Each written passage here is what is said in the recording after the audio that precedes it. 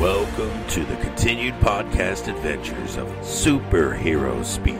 But I think many of the people that love this character and that love superheroes in general have used these stories as inspiration to say, you know what? I'm going to do something good in the world. I'm going to make a difference like my hero when I was a kid.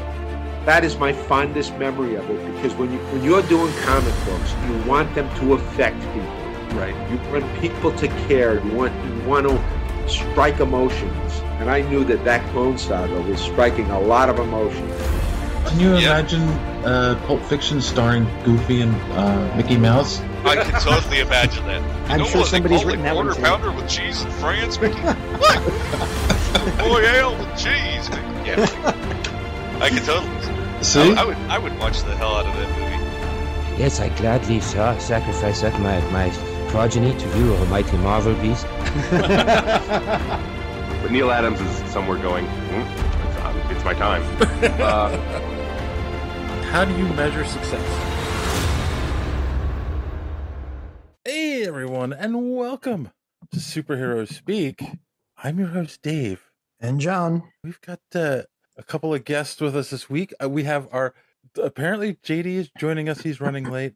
And we have another guest who's joining who might be running late. But until they get here, in the meantime, first off, let's start with the man, the myth, the legend, the leader of one of the craziest podcasts on the Geek World All-Stars Podcast Network. And that, of course, that's the one and only Joey DiCarlo. How are you, sir? What's going on, everybody? It's great to be back on Superhero Speak. Thanks for having me on. How come I don't get an introduction like that? Yeah, that was epic. Your old hat. You're here every week. So. And of course, we can't do a show like this without one of our favorite people in the podcasting world, the one and only D Square. How are you, my friend? You know, I'm doing okay. Had to pay $500 to have a root removed from the sewage system by my house, but that's just some homeowner blues. So we got some alcoholic beverage, and I'm on my favorite podcast, so things are looking up. See, thanks for that. See, John, because Don says things like that, that's why he gets a good intro. Also, to be fair, because I pay attention to this sort of thing, when you throw it to John, 8 times out of 10, it's meh. So I live a boring life. You set a precedent, sir. That's all. That's my only point there. Fair enough. But I've been there. We've all been there. Had to go to counseling for it. So it's okay to do. I have my counseling. It's over in the bar. It's so while we're waiting for others to join, Joey, it's been a while since we've seen you. How are things in your world? Oh, everything's great. You know, just getting ready for this upcoming weekend's live stream for the Cure event. We're going to be live on Twitch with a lot of other content creators raising money to fight cancer. So it should be an exciting time. And, you know, just podcast, YouTube. That's the grind. The grind. You know? What's the goal this year for live stream? $20,000. That's a big goal. I think they can hit it. They've already got $1,700 in early donations as we speak. Everybody's got their own goals for their little hours of content. We're going to try to hit 200 for ours. Hopefully people will donate. Hope to have a good time. As long as I don't put you on the 2 a.m. slot again, you'll be fine. No, we're 1 to 2 p.m. on May 21st Eastern time. So, it's good work. My mother is a breast cancer survivor. So, yeah. Cool. Oh, she wants to donate some money. You can make me drink Mountain Dew flavored like Cheetos things. I'll donate for that. Yeah. Oh, that abomination. My next door neighbor tried to get me to try that. I refused. Yeah, I hate Cheetos. I'm not a big fan. So we're playing a game. The punishment for my co-host getting questions wrong is going to be to drink. I don't drink alcohol, so I had to think of something. So that was what I came up with, something that was gross that I guess people could punish me. Donations will make me drink. So. Ooh, Coke and Pop Rocks. Yeah, something nasty. You know. Just keep a bucket off to the side to puke in, I guess. Won't have to puke. You'll projectile vomit from that. Yeah, probably. Oh my God, that's gross. Speaking of things that are gross, how are you doing, Don? Oh, besides having to pay for your sewer repair. Other than that, life is good. I'm working on some speed runs. I actually just submitted a Star Fox speed run and actually moved up a place. So there's only 14 people in the world that are faster at Star Fox than I am. And that's really about it. What's the time on being the 15th fastest Star Fox player? 14 minutes 30 seconds. Oh wow. So it's just under 12 minutes for like the world record. And I'm also been practicing on Mega Man X too, but that's world record on that is 30 minutes. But like in order to get that, I know I'm getting deep here, but you can't get any of the upgrades or nothing. So you gotta be good and not get beat up. Yeah, you gotta be flawless, I think. Because dying doesn't help a speed. I mean, you can kind of mess up, and with Mega Man, it kind of throws your energy pellets. So I mean, I've gone from like, oh crap, I'm done, to okay, I'm good now. It just happens. Sometimes I watch those speed runs and I'm wondering, like, how many times did they play this game? Exactly. No, that's all it is. Like, it's just you play it 100 times, and on your 101st time, you hit all the points and speed through it. And yeah, it just takes a lot of practice, a lot of muscle memory. I've seen a lot of speed runs in Minecraft to get to the dragon. And, you have to get the perfect seed. And then, like you said, you just have to play it until you get that one time where everything just goes right. Mm-hmm. Yep. Well, so, that's my world. It's pretty cool. Speaking of things that need to go right, John, what's new with you? Nothing. Like I'm doing house stuff too. And in 1st of June, I'm getting my new driveway. So, God, I'm old because that's exciting to me. Otherwise, not much going on. Can't wait for the summer. Is that replacing the driveway that you've been talking about replacing since I've known you? Pretty much, yes. The wonders of having all my bills paid after a divorce. Good times. Well, no, not. No. Right. That would indicate the opposite, at least at some point. All those alimony checks are getting put to good use, right? Well, you mean, I'm not having to pay all those alimony checks anymore. That's but it's just sad when you get old. Like I'm just glad that I get the same excitement over a new comic book or manga entry in one of the ones that I like as I get from a new driveway or an air conditioning unit. It's like, that's why we're all here, keeping our inner children well fed. Mm-hmm. Yeah, I think I have. I get just as much of excitement. I think I get more excitement out of a new comic book than I do out of getting my driveway repaired. That's just like, I had to do that. So you, Dave? I can't complain. Not much going on since last week. It was my daughter's eldest son's 21st birthday over the weekend, so we celebrated that. I was the bad influence boyfriend and got him a 6-pack of good beer. and a bottle of rum. So Natty Light. What? Did you get him some Natty Light? Natty Light. Pabst Blue Ribbon, right? No. I got him Spaten, which is a German import. And no. See, Joey, you don't drink, so you don't understand. But no, I just know the things my friends drink, so that's it. It was something I learned a long time ago, where like German beers, it's illegal for them to put preservatives in them. So people who when you drink beer, it has like aftertaste to it. And I've never liked it because of that. And a friend of mine was like, that's because you're drinking American beers. He introduced me to German beer and I tried it. I'm like, oh, okay. I do like the taste of beer. I just didn't like the aftertaste. Well, you know what the old saying is from Monty Python, right? What's that? Why is drinking American beer like making love in a canoe? Why? Because it's fucking close to water. Yes. There you go. There's one blue joke for the month. Thank you. For the month. So yeah, and then the other thing we did, John, I don't know, you guys aren't going to know this, might not know this reference. We went to Fogo yesterday. Oh, like we were supposed to. Oh, you should have invited me. You're only like one state over from me, yet you have these places with weird names that I've never heard. Wawa, Fogo. Like, what else you got? Wawa and Fogo are God. I mean, geez, those two. Well, Joey can tell you about Wawa. Yeah, Wawa is awesome. I just wish they had any of them around here. So, yeah, and Fogo is just we got Cumbies. That's the best we can do. What, Cumberland Farms? Yeah. Oh, okay. Yeah. I'm from Connecticut, so I know Cumberland Farms. There you go. Yeah. That's not even a good that's not even a good replacement for Turkey Hill. It's not even a hair on Wawa's asshole. So yeah. Oh my goodness. All right, so you know what? JD's not here, and you guys haven't been on in a while. Did you guys watch Moon Knight, the whole thing? Yes, sir. Oh, okay. Yep. So I'm curious what you guys thought. Let's start with Joey. What did you think of the overall show, and how do you think this might impact the MCU going forward? Well, we just recorded our review of this as we speak about an hour ago, so I thought it was okay. It's all right.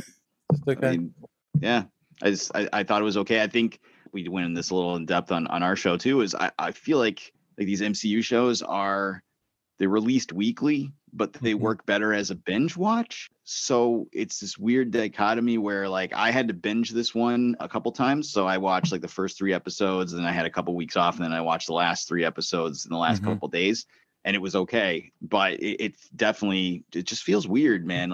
Outside of WandaVision, like it feels like all of these should be binge watched, but they drop them weekly, and they're not making the show like a TV show. Like it's a 6-hour movie they just cut into pieces. True. And there's no hook, like week to week hook on some of these. Like for Moon Knight, like the first episode was okay, but I wasn't running through a brick wall for week 2. The hippo was a good hook though. Yeah, that was probably the only good one in the whole series was when the hippo showed up. But it finally, I think the last like episode and a half kicked into what I actually wanted from a Moon Knight show. Right. It just took 4.5 hours of a lot of talking to get there. So how about you, Don? I loved it, but I can understand where people are coming from, because you have to just go into it like up until episode number 4. I'm like, I don't know what the fuck is going on yet. Like shit is happening. I'm watching it. I've seen the character Moon Knight, but I don't understand. So I totally get that whole, like, it's better binging rather than seeing it week to week like I did.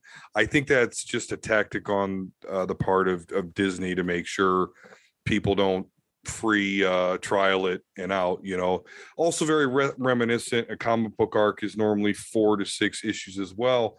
But yeah, the first, especially with WandaVision, and a lot of them really, the first like episodes, you're like, okay, I just don't know what's happening here. I just know that it'll pay off in the end. And for this one, it did. I actually thought it was very well written. And then at the end to come up with some straight comic book bullshit, which I love. I love it. I love when they say, hey, comic books are fucking crazy. Boom, here you go. There's a giant alligator and Khonshu fighting in Egypt. Like, that was awesome. I love that sort of thing. But it did not connect to the MCU at all yet. And right. I think that's where a lot of people are like, what's going on here? But let's face it, we got the multiverse, which is just there. We could do stuff now. So that's what we're going to get. True. It might have gone a bit too deep. Like I agree with both Joey and Don.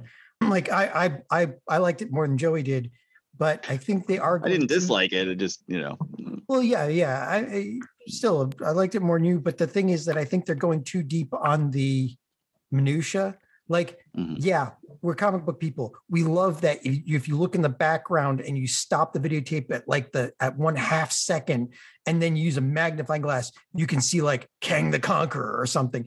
But like they need to be more entertaining. And yeah, like Joey said, like having a hook at the end of each episode would be a lot better. Like they could take a page from Russell T Davies, who was awesome at that with like Doctor Who. You always came back because at the end of each episode, you were like, oh my God, what's going to happen now? So, I mean, but I still enjoyed it. It wasn't bad. I am curious about something because like I said, you don't know what's going on here, but I will tell you after the whole series, I still don't know what's up with the whole, like he's in the hospital and then he, you know what I'm saying? Like he's in with the therapist, both his personalities are there. Then an Ethan Hawke character is a different personality in there. I don't get that. Yeah, I my worry is that, a lot of people liked to shit on the MCU formula. Like, the cookie cutter MCU formula. But you know what? I like the MCU formula. I like jokes and fun and adventure and action and me and the kids and my wife can sit down and watch, Thor Ragnarok or whatever, and it's fun, and then we're done. They made a big deal about Scarlet Scarab at the end of this series, and isn't it great for young Egyptian girls to see a superhero? And it is. I'm not shitting on the representation, but I can't imagine any 7-year-old girls sitting through 5.5 episodes of Oscar Isaac's psychological exam before we get to the superhero. It just feels like the hubris of Marvel is they're kind of almost setting themselves up for a fall at this point. They're trying to take away what the actual audience wants and kind of cater more to people who are loud in social media, making fun of Marvel.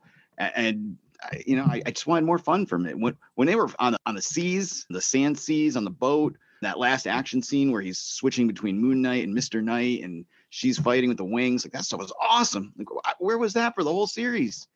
I understand it's not that type of show, but man, I would have liked some more of that. I wanted some more like action adventure stuff. I thought this was going to be more along the lines of like The Mummy. More like fun, not like this. I didn't need to see him getting like abused by his mom. I mean, I was fine. That was a good episode, but like, I mean, what are we doing here? Like, is this a 4-quadrant pleaser, or is this like a deep psychological dive on Oscar Isaac's multiple personalities? So eventually you're going to keep doing this and people are going to say, well, I don't really want to watch that. The last one wasn't that great, Well, they are introducing a new character, so like he needs an origin, but he can have some fun too. True. Judging by my mom and wife, the normies dropped off after Loki. Just throwing it out there. Yep, I actually really liked Hawkeye, but that also watched great as a binge and was a little tough week to week. So yeah, and I agree too. Where I think that one of the major differences here is all the other shows that they've done dealt with characters we already knew from the MCU point of view, and this is bringing a new character in that people don't know. So yeah, maybe this is the one that needed to be 8 to 10 episodes instead of 6. WandaVision worked for me weekly because you had that mystery box element to it where we're going to watch the show. We're looking, like you said, John, we're looking in the background for this thing's red, everything else is black and white. We're going to go on Reddit or 4chan and talk about it for a week and come back with our theories. This is more of a straightforward show. We didn't really have that, so there was just no oomph to it. Same thing with Hawkeye. It was a great show, but there wasn't a lot of oomph to watch it every week. There was no like hook to it. Even Hawkeye, Falcon Winter Soldier, same way. I liked it at the end, and that show's a mess, but it's not a lot of pull. Yeah, these shows they're not selling much. That's the thing. Like Falcon and the Winter Soldier. Why did I watch it? Because I wanted to see Falcon, Captain America. Yeah. Why did I watch, any of these? You want to see something. Yeah. I'll give Falcon Winter Soldier a little bit of a pass because I think they were rewriting it on set because it was supposed to be about a plague.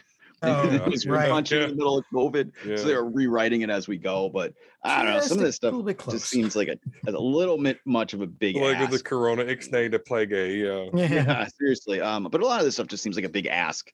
It's the difference between somebody who reads Amazing Spider-Man every month and people that love like Thunderstrike. There's different levels there, and not everybody's going to be down with these different takes and these like minor characters. So. Well, speaking of minor characters, we've had a couple of people sneak in. Oh, damn! That's what happens when you give me the code, dummy. So you've heard his voice. You should recognize it at this point. We have our good friend from the Gorilla Brain podcast, Mr. 8-Bit Ray. How are you, sir? You didn't say the one and only. You need to say the one and only. You're contractually obligated. The one and only 8-Bit Ray. Much better. Hello, everyone. Welcome. I know I'm a little late. Fatherly duties and all that. But you know what? JD gets a pass, so I get a pass. Yes, I'll give you a pass because you got the Randy Watson shirt going. So I'm giving respect because he's the greatest. Yeah, I love it. And of course, it's not superhero speak with our partner in crime, JD. How are you, sir? Good. I'm in the car. I just got out of practice, so joining the show a little late, I guess. But hey, I saw Firestarter this weekend. It's fucking terrible. Sorry to hear that. That's what I've heard. I've heard it's really like the ending of the old one was way better than the new one, from what I've heard. The first movie sucked, and this one managed to be 10 times suckier and ruin a pretty good John Carpenter soundtrack. It's Tangerine Dreams, right? No. The new one is a John Carpenter soundtrack. Oh, wow. And it's pretty good, but the movie sucks tremendous amounts of ass. So, you don't really get to appreciate a good soundtrack to a bad movie. So usually when they remake these, they try to get closer to the book. Oh no, they went the opposite way. Okay. This was Carrie meets the X-Men is what they were trying to go for, but then they decided they were going to make a horror movie. Then they decided they were going to make an action movie. This thing had no idea what it wanted to be. What it didn't want to be was the book, which is a weird choice because the book's pretty good. Yeah. Why remake it if you're not going to try to be closer to it? I don't know. It's Blumhouse. Did we at right? least get a Drew Barrymore cameo? Okay, there's your answer right there, JD. It's Blumhouse. Yeah, it's Blum. I mean, David fucking Goyer. That guy. That guy. Just blame it on Dave. Blame it on David. That's what I do. Wait, what? Blame it on the Dave. Not you. I blame you for other personal reasons. Not because you made Firestarter. Twisted Firestarter. That was Prodigy. I'm all right. How are you, Dave? I missed my call this week, so. I'm doing all right. How about you, Ray? You know, anything new and exciting in your world? I had a baby. I'm so stupid. That is why you missed our X-Men Wolverines. Yeah, that was not a duck. That would have been a perfect excuse for a duck, but that was not a duck. That was a real life situation, unfortunately. And now I'm dealing with constant crying and cuddling, and I got to reset the clock, like in Pacific Rim. Reset the clock. Yep, I just did it. 18 years. And that's just you. What about the baby? I mean, you got to deal with me. That's her problem. At least the baby didn't have to talk about X-Men Origins Wolverine. But she lives in a time where it exists. She did. She acted like she was somebody who had to discuss it, though. That's true. I also shit my pants while watching that movie. All right. Well, at least you didn't shit on the bed like Amber Heard. Got it in. Oh, we're still on the Amber Heard thing. That's got it in. Oh, that's I'll awesome. Be off how many memes and things that I send you, Don? Like there's 20. Yeah. Yeah. There's no end to the Amber Heard. You know, but the thing is, the more that comes out, the more it just sounds like they're just both horrible people. They're horrible people, but this trial will never end. It's like the OJ thing. It's never going to end. Yeah. I will say this. I think after not watching the trial, watching people's reactions on social media, I feel like her career is over and he's going to have another chance. Because he's a man. He's also Johnny Depp. No, he didn't shit in her bed. Well, he was having talks with Robert Downey about Sherlock Holmes 3, from what I read.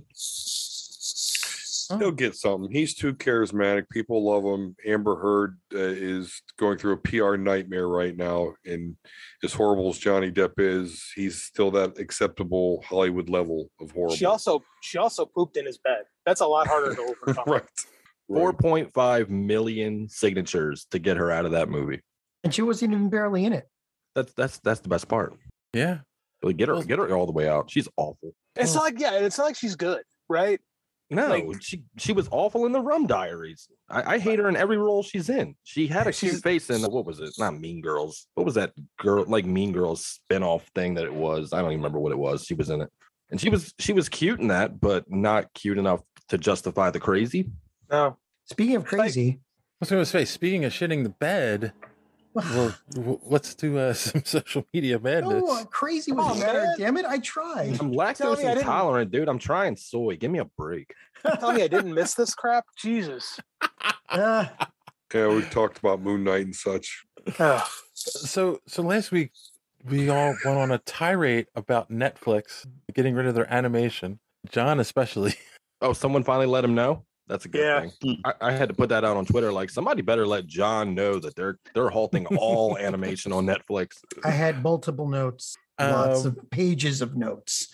which Drew C said, I feel like there's an opportunity for Sony and Netflix to merge and give Sony a streaming service that they are solely lacking, and Netflix gets big budget studio to improve their movies. Wow. I don't know that Sony would be the best. Excuse me, are we pretending Crackle doesn't exist right now? They pretend Crackle doesn't exist. They pretend Crackle doesn't exist. Right. Yeah. Poor Brian Michael Bendis Powers television show. Super Mansion was the only thing I've ever watched on Crackle. It was great, and everything else I just blah. Right, and then that ended up being on Cartoon Network for a while. So it was like, okay. Yep. I have a dumb question. Okay. I'll have a dumb answer for you. Continue. When we say Netflix animation, are we talking about like, because I think Castlevania, Voltron, like Seven Deadly Sins, any type of thing like that. Like really good stuff. That's a whole nother debacle that they've had because debacle, debacle. I respect it. But the problem with that is that they've been caught multiple times, like driving down the already obscenely low pay scale for the animators. So, like, Netflix has been trying to, save some money on the side, and they cost themselves a lot of future anime because of that. And then they fired all of their regular animation studio people. So I don't know what it's just they've been almost like oracles of how the whole streaming service would roll out. And they've stayed ahead of it ever since the Blockbuster days. And I think they finally it's all caught up to them. And now the monkey's paw is going to exact its revenge. The main thing I got from that is we do need to officially start the superhero speak drinking game. Every time John mispronounces a word, you take a shot. I get it, John. Don't worry. I know Joey's straight edge, so he'll take some wheatgrass. Yeah, give me some kale. And of course, last week we reviewed Doctor Strange and the Multiverse of Madness, like every other good podcast on the planet. To which our good friend Timothy Jones said, "I thought it was fantastic. Although I think that they should have put Scarlet Witch in the title. One of my favorite parts was when Black Bolt said a mouthful." Oh boy. Oh boy. Well, good joke. And actually, I'm going to be working with Mr. Timothy on some voiceover stuff. But let me just tell you, I laughed when I saw Black Bolt kill himself. I, as an X-Men fan, hate the Inhumans. And watch him out. I was, as soon as that happened, when I was in the theater, like you can ask my brother, I was like, good, fuck you. Black Bolt has always just been a complete waste in almost every fight, right? Like almost every time he's gotten Universe X. Thanos wasted him. Like it was the first two times he fought the Hulk were great fights. I really appreciated those fights, but yeah, once Hulk landed on the moon and kind of ended his day, that was it for my respect for Black Bolt. Yeah, Black Bolt makes some like critical errors, and I probably even said this on the show before because it's one of my favorite things. Is at the start of the X-Men verse Inhumans, like the X-Men get him off rip because he was foolish enough to try and use his power against Emma Frost when Emma Frost was projecting herself as Dazzler. So he just shoots all this sound at Dazzler, who's like, ha ha ha, boom. And like, boom, X-Men have the leader in Humans first issue. So Black Bolt is cool. I like him in Earth X at least, but I hate Inhumans in general. And he makes really foolish decisions. So I love to hate him because, again, he's Inhumans. So. Well, first off, don't forget to check out Sour Grapes in finer newspapers across the country. But speaking of Black Bolt, our good friend Random Randy Savage said, "I feel for my man here," and it's a gif of the guy who played Black Bolt in the TV series. "I was happy to see him in the Multiverse of Madness. Just means in Universe 838, Agents of S.H.I.E.L.D. exist." Hell yeah! After this movie, we can't trust Joey, what do you think? numbering. You're the big Agents of S.H.I.E.L.D. fan here.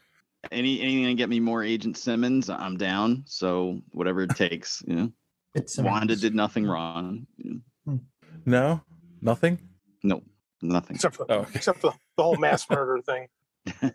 Well, that's a funny thing because I've seen people really upset about her portrayal in this movie, and I don't quite get that because even in the recent comics, not after Trial of Magneto, but up until then, like the Scarlet Witch was the boogeyman of Krakoa, like because of all the mutants she killed. And then she tried to resurrect millions of mutants from Genosha and ended up raising up millions of mutant zombies. So like she is a boogeyman in the comics. So them using her as an awesome, unstoppable boogeyman in this movie, I thought was great, but a lot of people are complaining about it. A lot of Scarlet Witch fans. One that I used to, yes.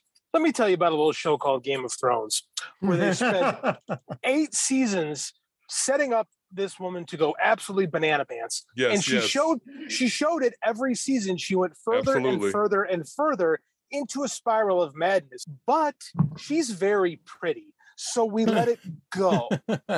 Right? We don't like to boo pretty girls. If they're hideous, we boo them. But even That's though why we boo Amber Heard. this is why it's a surprise. Like this is the thing. Like nobody likes the heel turn from the pretty girl, even though it makes complete sense and they explained it. And if you watch WandaVision, like the next step was like, oh yeah, it's right there. She's clearly going to lose her mind. But we don't like it. Yes. Oh, Les replied to Randy Savage, said, "It almost makes me want to watch all 8 episodes of Inhumans. I think it's on Disney Plus." Ray, you replied with, "Oh, it's there, all right." And Amen replied, "It was terrible. Black Bolt was beat up by Hawaii beat cops." That show is real bad. I'm sorry. When they cut Medusa's hair in the first episode, I'm like, I'm out. Sounds like something we should be reviewing or reacting to at some point here. Look, man, the Mint Mobile Marathon is one thing. Do not pull me into Inhumans. Don't do it, man. I'll quit the show. I revel in how awful that is. I just hate the Inhumans. I'm incredibly biased. You already hate the Inhumans, and then the show is just terrible. I love the Inhumans, and the show is god awful. Then I'm saying that as a big Inhumans guy. So, hey, man, it exists. Like I said on Twitter, it exists. That's all I got for you. That's it. Don't watch that. So, don't. Let me reiterate. Do not. All right, we'll see. We'll see once we get past Green Lantern what happens. Do not. Animated hair is so entertaining. Give it a try.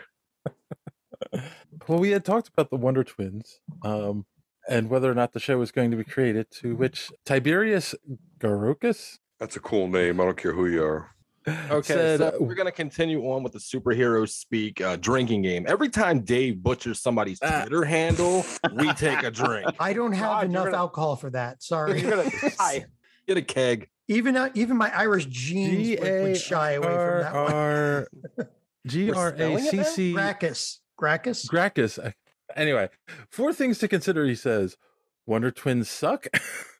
They were created by camp hero Norman Manor to what? More. There's no N. You're right. I'm too far away from the screen. Who helped revive interest in the Three Stooges? I'm already drunk. Gleek already sucks. Gleek really sucks. The Wonder Twins episode of Teen Titans Go was hysterical. Oh God, Gleek is the snarf of the Super Friends. Like, oh my God. So I'm vexed here. Oh my God. So yes, I don't think anyone wants the Wonder Twins movie. Jeff except for maybe JD. Oh, Jeff Johns wants. It'll be headed by David fucking Goyer. They'll kill each other. They'll kill people. Gleet will be eating faces. It'll be awful. All right. I'm going to do it again. Okay. Scribbity Post. I could say Scribbity. That worked. Of course, we talked about the Batman sequel was greenlit, to which Scribbity Post said, "Excited isn't the word I'd use. The first one wasn't good, so I can only guess how the second one is going to turn out." Yeah. Okay. So I disagree. I was the second Batman in the series. People, is always it's funny. pretty Like good. The majority of people seem to like it, but there definitely seems to be people on the other side of the fence who hate this movie. They're the ones with weak bladders. Except Joe, you're being quiet, but you like the movie, I'm right? on the fence. The Batman. Yeah, it was okay. I guess it was okay. Right. Okay. That's how I feel. I think it was just overhyped. Mm-hmm. Yeah, it was just overhyped. Like leading up to it, people were saying it was like best picture contender this year. Like it was going to be the best thing you've ever seen in your life. Like this is the greatest superhero movie, the best Batman movie ever made. I'm so happy about the one that kills me the most and it was okay. I mean, it was fine. It was long. There was a lot of talking. And the thing that kills me the most about it is people are like, "Oh, detective. Batman is a detective in this movie. Oh, I love Batman detective." And I'm like, what detecting did he do? He like walked around some crime scenes while police officers were collecting evidence, and every riddle he handled, he solved in 30 seconds of somebody telling it to him. Anybody that says right. that I do remember you saying Batman that is the. Sorry, Dave. Go ahead. No. I now remember Joey's review. Like, Yeah, they didn't show him struggling to figure things out. He just like got them right away. Yeah. Well, Alfred figured it out, or the wandering comp, or he spocked it real quick. But anybody that says that Batman is their favorite detective, they love Detective Batman. Name me one crime or one mystery that he solved besides Hush and the poison fish from Bill Finger's run. What crime? What great mystery did Batman ever solve? By just using Catwoman, selling DC Comics. You were in Detective Comics for 85 years, and tell me one mystery that was so elaborate. So I call those people out on that bullshit. I'm not a big Batman guy, so I couldn't tell you, but I don't know. Right, because he even gets it wrong in the Long Halloween. Yeah, wrong Halloween. I would say Hush, what I think was probably his biggest mystery that he ever solved. Right. That even fooled us. Did he actually solve the mystery in Hush? I don't even remember. Like Hush kind of revealed. Like, doesn't Hush kind of reveal everything, and then he reveals that it's Riddler behind everything? Like, I do kind of think the whole Batman is the world's greatest detective is more something we say than something we see. But I think that's more the writers are more interested in writing like these action stories rather than like actual mysteries. And even more so with the movies, because you don't want a movie where like people aren't going there for Miss Marple, they're going for Batman. So what Court of Owls, I think, was another mystery. I think that was another one.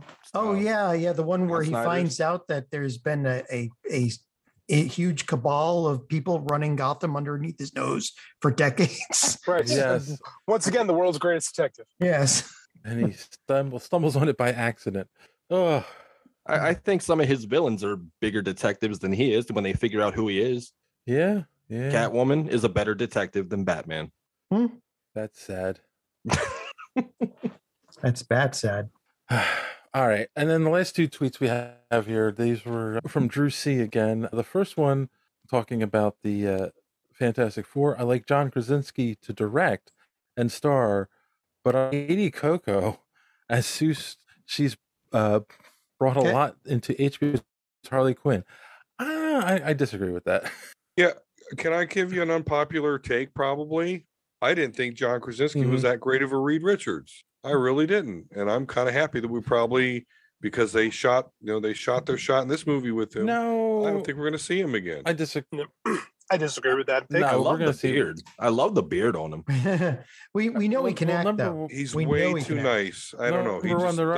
There's already rumors. I haven't seen anything confirmed, but there's already talk that he is going to be the Reed Richards in the Fantastic Four movie in 2024.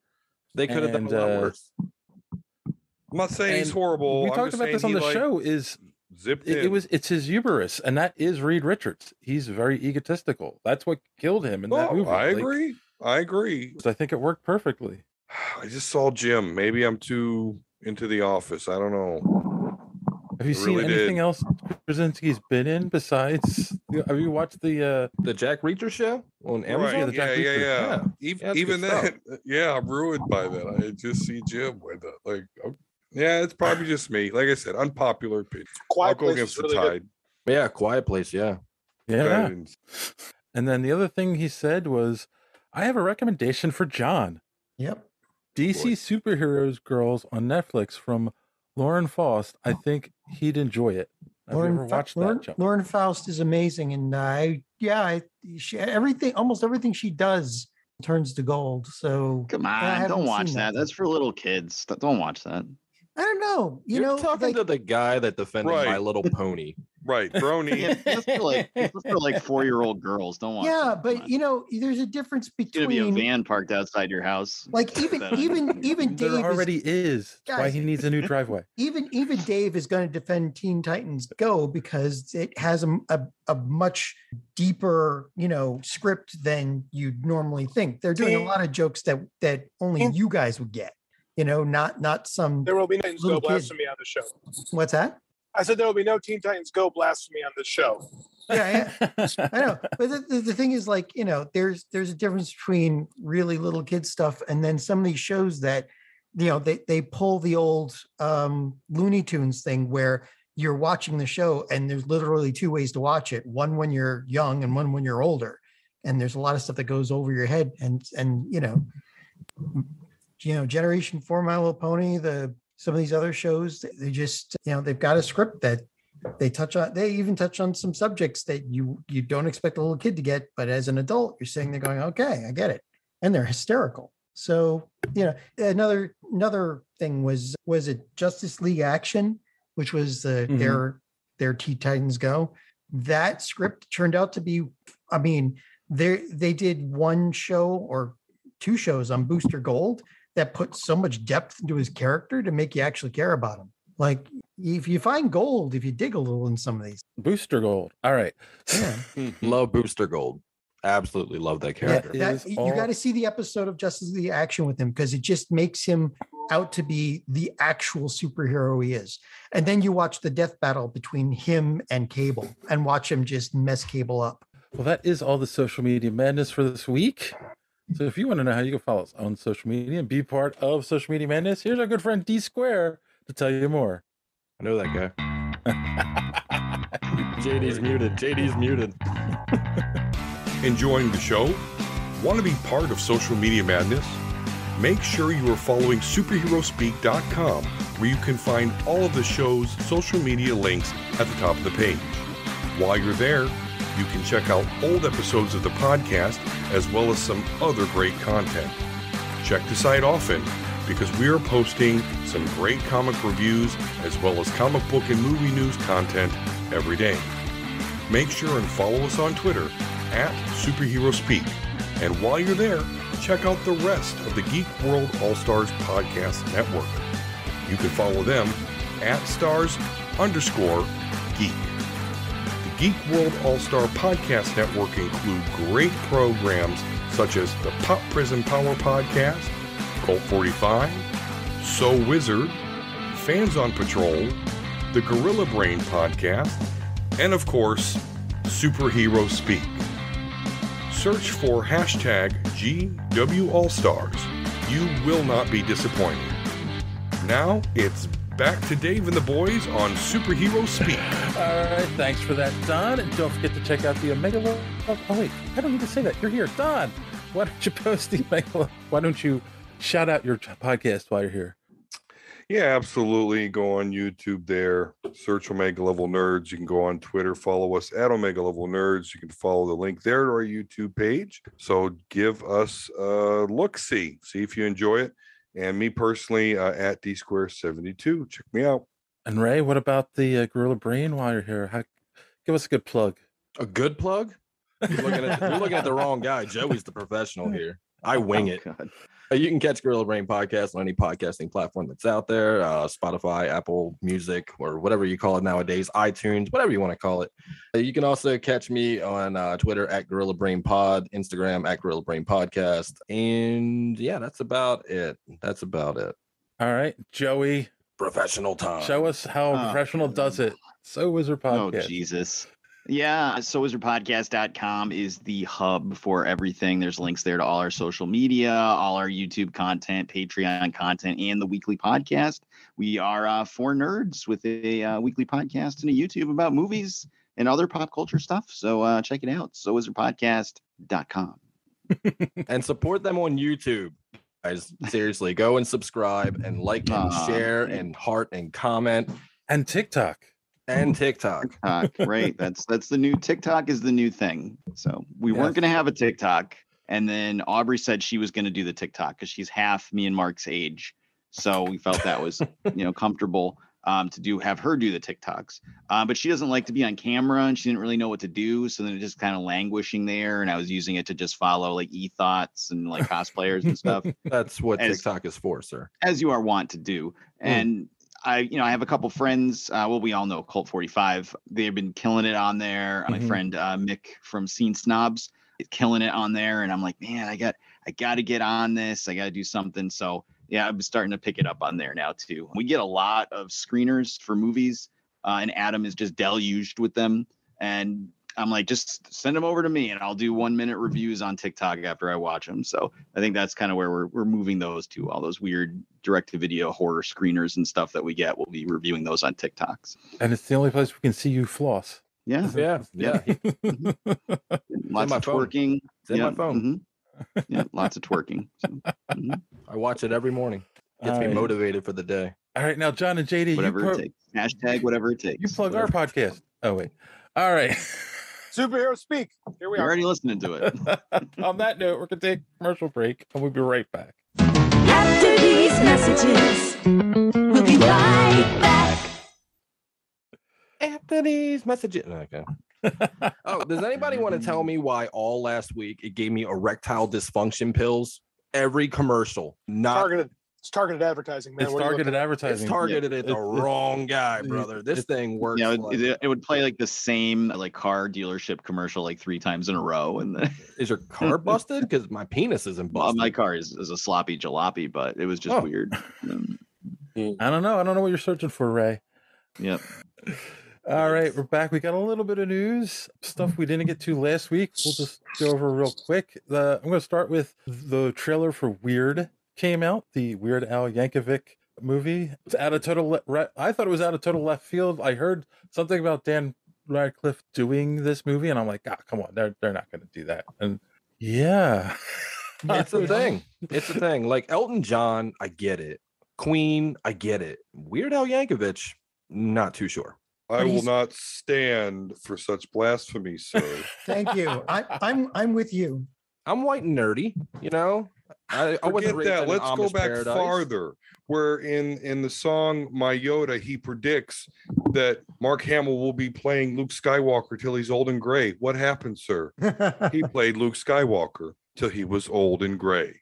No, Weird Al is awesome, and I can't believe I live near Cleveland, so I cannot believe he's not in the Rock and Roll Hall of Fame. I musically, I think he's one of the most talented people on the face of the planet, and I don't know, I just love Weird Al, and I can't wait to see this movie. Daniel Radcliffe, a little weird choice, but I'm going to be open. He's got Lady Gaga levels of talent. Like if you look at Lady Gaga's background, she's like graduated from like every top tier university for this stuff. She knows more about music than basically any other 5 people put together on the planet. Like Weird Al is so underrated. It's unbelievable because there's just the sheer range that he's got and he's one of the best rappers out there.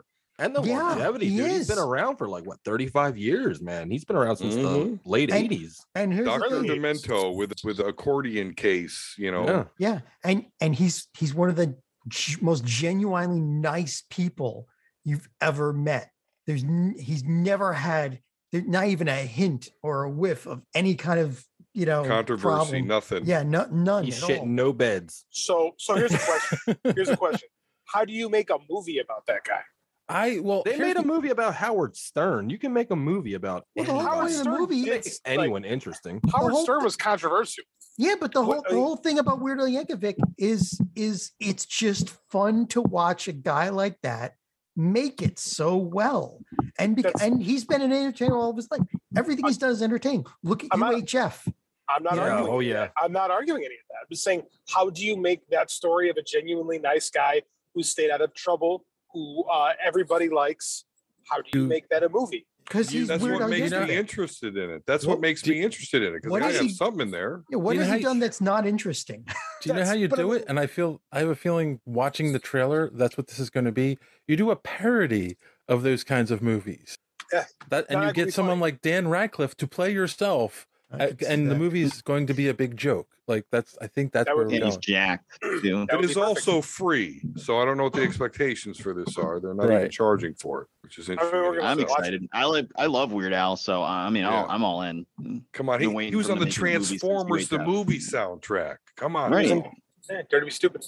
Oh, he was on Aquabat Super Show. He's great.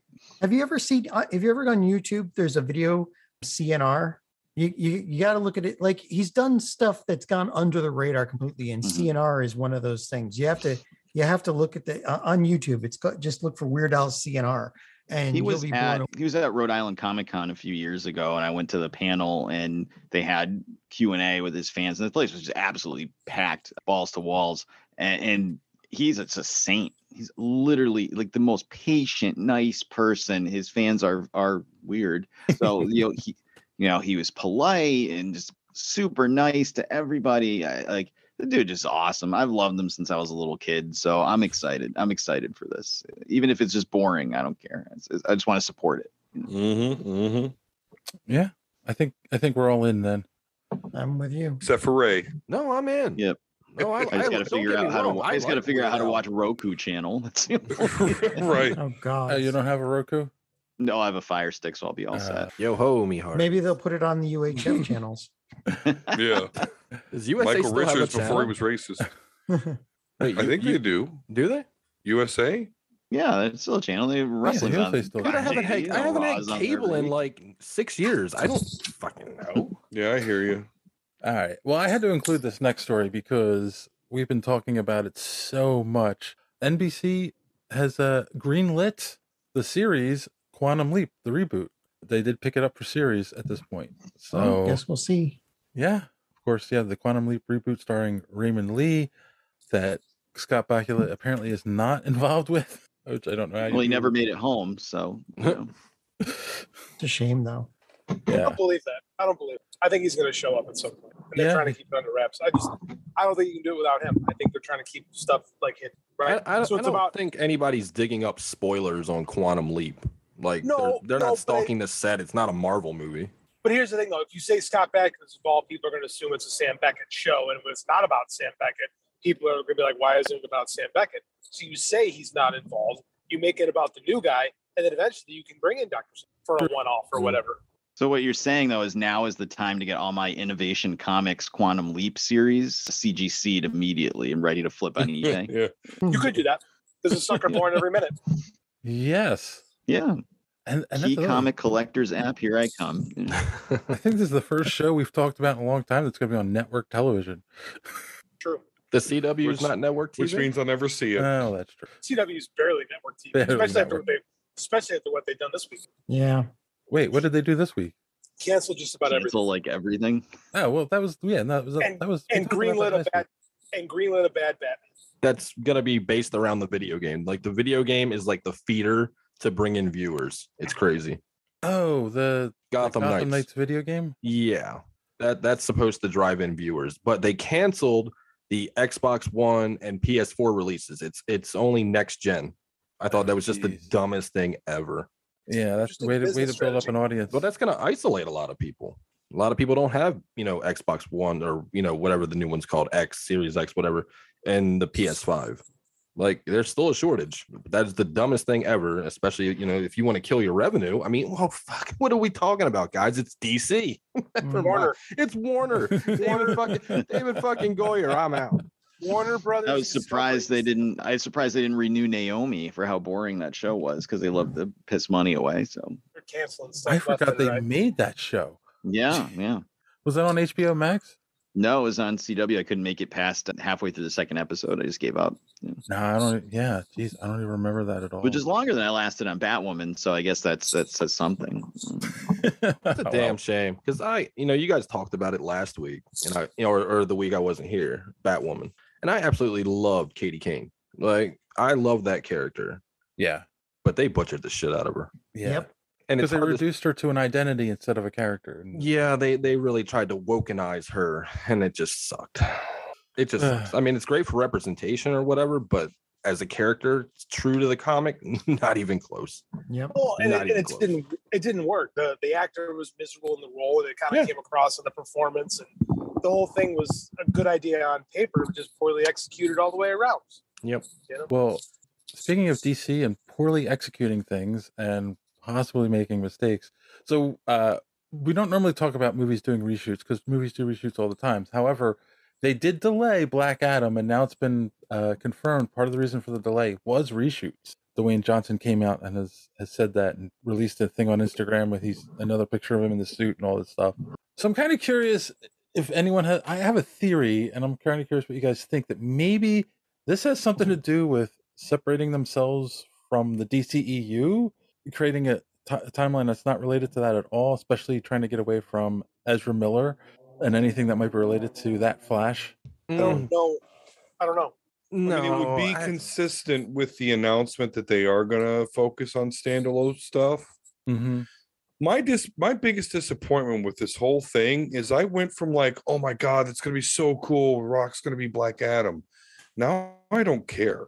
Am I the only one that's seen too much of The Rock? And this movie was supposed to be out 2 years ago that my excitement level that was very high for this is just like, what, like the Shazam sequel? They mismatched. Did that ever come out? Mismanaged it. No. I don't even think they gave us a release. I didn't even remember. Like the Justice Society is supposed to be in this movie. That's gonna be fucking cool. But like, just my level of caring is just boop, dropping. Justice Society was already in what was that show called? Smallville. Legends of Tomorrow. Legends of Tomorrow. Yeah, there you go. There's your Justice Society. Was that in the episode where they had to like get Obama to the prom or like whatever ridiculous George Lucas was getting beat up by people in an alley or something? Holy shit! Did I leave that show at the right time? If that's Justice Society was in Stargirl. Yeah, Stargirl. And I think they did her right. I think they did them right in that, but they killed them all off. But that's not. I mean, as long as The Rock's not in a button-up shirt in a jungle, I think it's a step in the right direction. There's going to be a jungle. There's going to be a jungle. It's already established. There will be a rock jungle scene. Everything they've shown looks cool. I think they showed some footage of like Hawkman. Everything looks cool. I mean, it's just, I agree with you guys. It feels like this has been coming out forever and we haven't seen the trailers yet. So it hasn't hit Top Gun level. So like Top Gun and Morbius kept getting pushed back so much that I saw the trailers so much to the point where now it's like a meme when we go to the movies. As soon as a trailer, the green trailer comes up, me and the two kids, and if my daughter's boyfriend's there, all four of us go, "Good morning, aviators," because we just expect we're going to see that goddamn trailer again. Well, I mean, New Mutants came out, so they had to replace that. That's right. Meme with something. I feel like I've seen that Top Gun trailer 100 times, and I'm not even interested. And how does it have 100% on Rotten Tomatoes? Like, who did they pay off? The Chinese. Every review says it's better than the original. I don't even know quite how to. Listen, man, get some good fighter jet action going. I don't know, man. Geeks like me, it's just cool. I can't reconcile someone that old still being in the Navy pilot program. Like, no. Like, well, he's a Scientologist. Anything I is was going to possible. say he's a maverick. That's what happens when you get rid of your seat of his pants, man. Do him and Val Kilmer play volleyball topless in this? That's all I need to know. Playing with the boys in the background, man. I'll be disappointed if they don't at this point. There is a beach volleyball scene in the trailer, so there has to be something like that. Is it with Val Kilmer? When he's like totally shredded and like didn't drink anything for like 2 days. Val Kilmer's bigger than me at this point, from what I understand. Say what you want about Val Kilmer, he's not shredded. Yeah, he's probably on cholesterol medication. Didn't he have cancer too? Didn't he just like beat him out of cancer or something like that? I think so, yeah. Throat cancer wasn't? Is it what Bruce, it was what Bruce Dickinson had, right? The throat cancer. Or was that Dave Mustaine? I think they both had it. Bruce Dickinson had it. Yeah. They both had it, yeah. Yep. The cunnilingus cancer. Yeah. Yeah. Oh my God. I love Dave Mustaine. Yeah, so don't make fun of Val Kilmer. Poor man. Yeah, I love Val. There's a documentary about him on Netflix called Val. It's about his life now. It's actually pretty freaking depressing. So I didn't finish it. It was rough. It was a rough watch. Is it like as depressing as like the Jake the Snake documentary? No, but I mean it's a pretty deep dive on like what's going on with him and how he feels. He can't act anymore. He tries to do like Comic-Con like signing type stuff, and he feels like he's letting his fans down because the way he looks. And Brendan Fraser came back. It was just depressing. I don't know. Well, Brendan Fraser didn't like talk like Froggy, so I don't know. Yeah, I remember when he came back to acting. It was in a movie called Mindhunters, and he looked fine. And then he took another couple of years off. And then it was in a horror movie called The Thaw, which was essentially like The Thing, but called The Thaw. And that was like a Ghost House Pictures. So, yeah, but he was like really chubby, like he had gained a lot of weight. It turns out it was the cancer. Yeah. It was the medications and all that was plumping him up. And yeah, I can understand. We love you, Val. We have one last article to talk about. And, Ray, you brought this to our attention. I think you kind of blamed this podcast for this new podcast that now exists. Oh, yeah. So now there's a podcast called Batman Unburied by David S. Goyer. It's not David S. It's David fucking Goyer. You say it correctly, sir. You said we talked about him too much. Now he's back with a podcast. We gave him relevance. We are all, except Joey. He is not guilty. But us as a group here for the Mint Mobile Marathon and everything else that we talked about between Blade and everything else, we have resurrected David Goyer. I think Ray and I have made those jokes on Twitter for like the last 2 months. David Goyer. He is trending because of this show. Yeah. I bear the weight of this responsibility.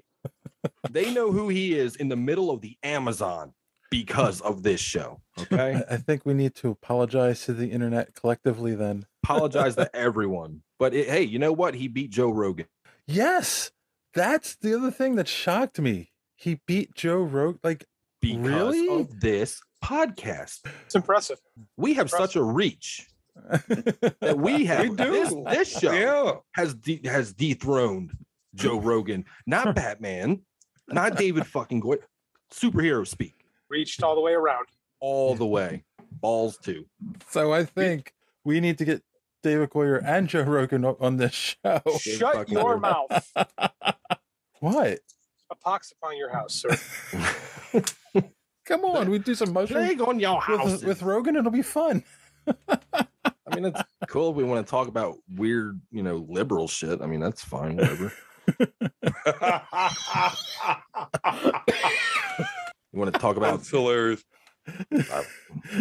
He doesn't talk about anything. Like, he's like the most popular podcast in the world, and he talks about nothing I give a shit about. No, he just gets really interesting people on his show and lets them go. And he got Elon Musk to smoke weed on a podcast. Exactly. Or talks. He gets experts on aliens and has a show about it's just anything. It just.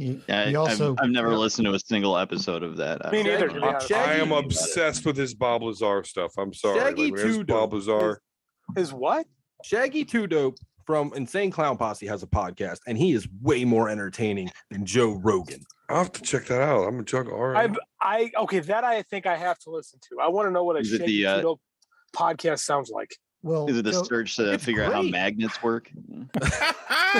It's just Shaggy and the geek or the creep or whatever they call him, but they go back and forth. He's so entertaining. I couldn't believe it.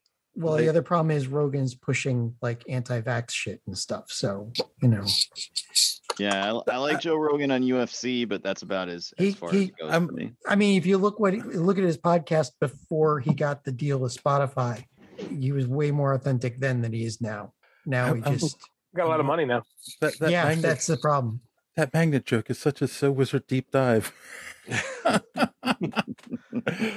Oh my god. Anyway, that's it for the news. Before this degrades into fighting or trying to defend Joe Rogan. Hey, Joe Rogan, where are you at on Good Pods? You ain't number one like old So Wizard over here. Yeah. Take that one, establishment. Topping the charts with 3 listeners. Look out, Good Pods. We're going to take our last commercial break, and we'll be right back with our main topic. After these messages, we'll be right back. All right, boys and girls. So we talked about it shortly last week, but JD wanted to do a full-on tribute, and that's why we got all of our friends together this week for the great George Perez, who passed away 2 weeks ago at this point. So I figured we would just have a quick, conversation, talk about it. I mean, we're all comic book geeks here. We all have read his stuff, and I'm just kind of curious. So I came up with just a couple questions as conversation starters. First one being, when did you first either become aware of, or what's the first thing that you remember reading that he was the artist on? I'm going to actually say that for me, I'll start off. The first thing I remember was obviously the Infinity Gauntlet, like that I knew he was the artist on, and loving that story and how it was done. But oddly enough, it's not the first thing I ever read that he did before I knew who he was. Does anyone remember a little game called Sword Quest for the Atari 2600? No memory at all. I do know. I do. John and I, the only old fogies here. No, I do. No, I know. Atari 2600s. There were 3 I never won any of the treasures. But, I was going to say there were 3 games. Yeah, there were supposed to be 4. They never made good on those either. That was funny. They didn't. They had the crowns made. They had them made, but they never distributed. Yes, because they never released the 4th game. But the whole thing is, the game was based on the stories in the comics. you had to read the comics to understand what you were doing in the games. Like, because there wasn't any instruction. You just went and played the game and ran around and fought stuff. And it's like, what am I doing? Good old days. Yeah. So, and he was Before the penciler Navi. on those original comics that tied into those games. So let's go around. Let's start with our good friend Joey. What's one of the first things you remember reading that he was the penciler on? Well, the very, very first DC comic I ever bought in my entire life was Crisis on Infinite Earths number 6, which he penciled famously, and it was amazing. As a kid, buying it off a spinner rack at Rowan's Newsroom in downtown Holyoke, Massachusetts. My only knowledge of DC was Super Friends. Yeah. He muted himself. Joey, you muted yourself. I know I muted myself. I'm yelling at my son. Hold on. Oh. Perfect. That is so relatable. That's relatable content right there. 15 minutes ago. 15 minutes ago. Did the same thing. People are making popcorn and slamming doors. My neighbor was riding around on a motocross bike earlier. Anyway. All right. So Super Friends. Super Friends was all I knew about DC. So and so the first comic I bought of DC was fucking Crisis with 9 million characters and all these Earths, and it was issue 6. So it's not like it was issue 1 where you jumped. I just jumped feet first. But the art was amazing. It was mind blowing how good the art of that was, even as a very, very young child. So and I've just followed his whole career since then. But that's Crisis is my favorite comic event ever. It maybe because I'm always going to be chasing that dragon because it was the first one I ever read. But I've always loved Crisis. I reread it once a year. I always have, and it's just been my favorite. That art is just astounding in it. Cool. How about you, Ray? The Infinity Gauntlet as a child would be the first thing that I actually remember seeing George Perez. But like Joey said, Crisis. That was later. My dad's friend, who I called Uncle, weirdly enough, he used to give me comics every time that we would see him, and turns out he was this huge comic collector. Like he has all kinds of shit. But anyway, I'm hoping he dies. No, I didn't say that. Oh, I didn't say that. Sorry, Uncle Jamie. Jesus, it got dark in here real quick. Whoa, he's got pricey books in there, dude. That's all I'm saying. Okay, so Zack Snyder dark. So yeah, so I would get comics every time we saw him, Christmas, birthdays, whatever. And Crisis on Infinite Earths was one of the things he gifted me. And so that and Infinity Gauntlet. Yeah. So and let me just say this. Nobody does a full page spread like George Perez. Nobody. To handle that many characters, it was like a Where's Waldo when you looked at the art. But then you're like, oh my God, there's Penguin in the upper right hand corner. There's Wonder Woman, Cheetah, they're everywhere. Hell, you could have put Waldo in there too. You never know. Only David Goyer. But then, he got better and better. He did, New Teen Titans and things like that with Wolfman, and it was incredible art. He did the Judas Contract. Come on, guys. The Judas Contract. Yeah, that's beautiful. That's one that I mean, the art, Perez he evolved, and then he goes to Marvel and does Infinity Gauntlet. And it's beauty beyond beauty. There's not a page in Infinity Gauntlet that is bad. Not a cover that is bad. Even the simplistic cover for number 3, where it's the Come Get Me cover. It's so simplistic. It's just Thanos in the middle of space. Come get me. It's awesome. And that's just what George Perez, he had the ability to push a story through art. And that's very rare in this medium, because I look at the artwork nowadays and it's really not up to par. The Jim Lees and the George Perez's, and they're gone. Okay, it's more of a stylized look now, more fitting for kids. George Perez, he did art for all ages. Everyone can appreciate his art from ages 1 to 101.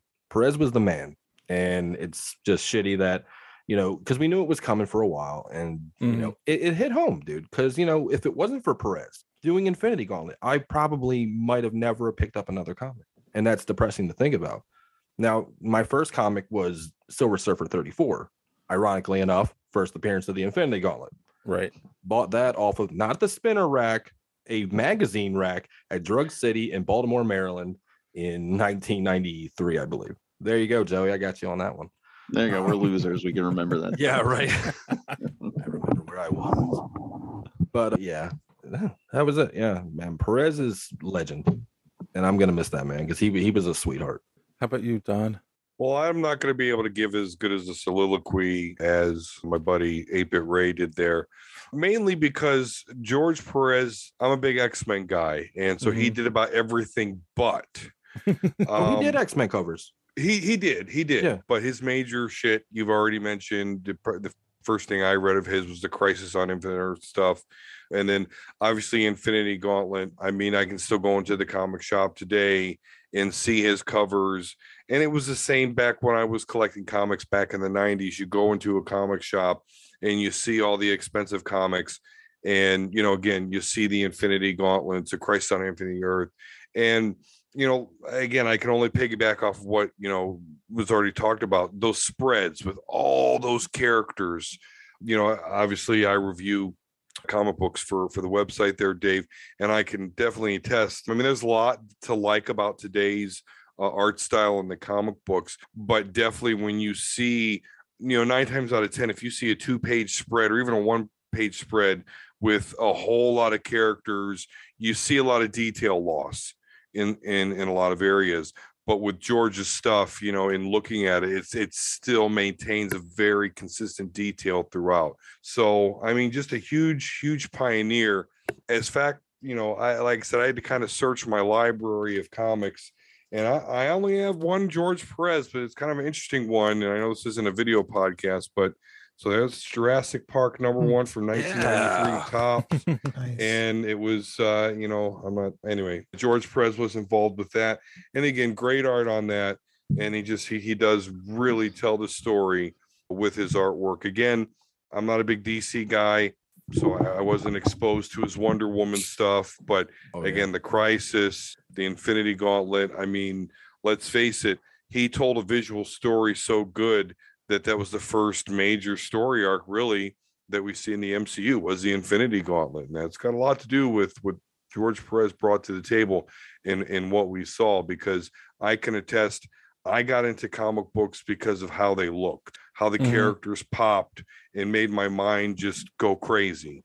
And again, he's, you know, the foremost. I guess I would put Alex Ross on par with George. They're kind of probably the 2 best in my opinion, but for very different reasons. And again, he had a lot going on, but he could make it all very consistent and not lose detail. And yeah, that's difficult and to be respected. Cool. Yeah, and it's funny what you're saying too about being able to do the 2-page spreads and the detail. Like, that is something I've heard over and over again. It's like, oh, if you want someone good on a team book or something with a lot of characters, you get George Perez to pencil it. That's the thing too, Dave, is that when you look at George Perez art, you know it's George Perez art. Yes. You know, that's a Perez. He is a Picasso. You know what I mean? Because the hands are done right. And the feet. And the feet, yes. Suck it, Liefeld. Let's leave Liefeld out of this. How about you, JD? So I started reading comics with the boom, right? Probably like summer 1990. So I'm 10 years old. And the first comic artists I can remember, like knowing who they were, are Todd McFarlane and Jim Lee, you know, Spider-Man and X-Men. Mm-hmm. And I remember about a year into being a fan, I'm at Cub Foods with my mom, and that's a grocery store in the Midwest. And I always go look at the magazines and comics, and there was the cover of Infinity Gauntlet #1, this striking black cover that with the images that are just popping from the screen, and it looks so different than everything else on the market at the time. And then I look at the cover again, because again, I'm not reading like trade magazines or anything, so I don't know what's coming. Mm-hmm. And just this image, you see everybody, right? What's typically the Perez style is this like super collage of all these different characters, and you see all the heavy hitters of the Marvel universe right there. And I didn't know who Thanos was at the time, but I see just this gigantic purple face and this glove, and it's glowing, and there's beams coming out of it, and my 11-year-old brain, I'm like, I have to have this, right? And I've been learning enough about comics. Where Marvel cards were real big at the time, so I was collecting all the Marvel cards and learning about the Marvel universe through those cards. And to get the Infinity Gauntlet was really like a great like sampler to everything. Right. And it was my first experience reading an epic story, and the art was so like different a little bit. When I say this is the era of like the superstar artists, like the image guys, right? Mm-hmm. And George Perez is a star from a different era. So for me, like the previous decade. So for me at the time at 11, I didn't know who George Perez was, but I knew there was something different about his art, right? And I didn't get into his DC stuff till years later. But for me, the Infinity Gauntlet, especially that first issue, was really something that I'll never forget. And I remember being really disappointed as the series went on, because like in my 11-year-old brain, well, the art it wasn't as good at the end. It was because Ron Lim comes in to finish it. I think Perez gets sick or something. So again, Ron Lim's a great artist, but I mean, like even my young brain could recognize that it wasn't as grandiose and it wasn't as special when George Perez left the series. So that is really kind of not my intro to the Marvel Universe, but like my first experience on like the cosmic level of Marvel, like the greater expansiveness of what the Marvel Universe truly is. And it's kind of like Infinity Gauntlet's like Marvel's essential answer to the Crisis, right? Because you got the whole gamut of characters against this big universal threat. Very similar, like in terms of where you're going with it. And like that is something that I will always remember from him. That is my first taste of him, is that specifically the cover. I had that poster up in my room for years of the cover for Infinity Gauntlet #1. And like I will always think of, whenever I hear George Perez, I'll always think of that, just that cover. Yeah, no, definitely. And I got a story about that once but first, John, how about you? What's the first thing you remember? Well, I come from the other side, from DC. So like in the 80s, I would get my comic books from like Walden Books, from the spinner in the front of the store. And, Teen Titans is probably the first time I actually saw his work. Yeah. But the first time I actually knew his name was that one cover with Superman holding Supergirl, dead, Crisis in Infinite Earths. And that was, and I think at that point I picked up Infinity Gauntlet too, because who didn't at that point? But yeah, that's the first time I actually knew his name. And yeah, you're right. His art is just very different from everything that was coming out at the time. And the detail, what got me is the detail, because my OCD was like, I locked right onto that. It's like, wow, look at that. Everything's just like where it's supposed to be. And there's so many. And then, you start to get the spreads, the covers, and you're like, yeah, you're basically doing the Where's Waldo thing. Oh my God, there's that guy. There's that guy. How do you fit? How do you plan that out?